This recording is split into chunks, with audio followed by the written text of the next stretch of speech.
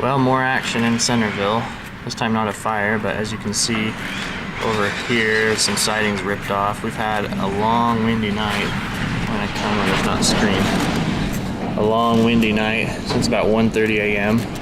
It's been as loud as what you hear. Cammy said it's been about as up to 96 mile per hour gusts of wind. You can see some of the fences are taken out now. You got a sign that's completely bent over.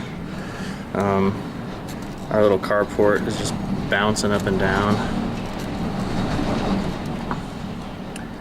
I'm gonna go into our bedroom so you can hear how loud it's been on that side. It's been crazy. Now I'm back in our bedroom. Amazingly, Elise somehow slept through pretty much all of this. What makes it worse is how cold it is. It's in the 30s right now. The siding just went down. It looks like we just have more and more. You can see down here all the fence just completely taken out on this end. Where did you see more siding go? It was just flying through. Just flying along. You can see that here on the carport that's just completely ripped off the front portion of it there. Just debris going everywhere. I've got to go to work in about 15 minutes. I mean, it's just crazy. And it's just been like this all night. Actually, it's seeming to calm down a little bit.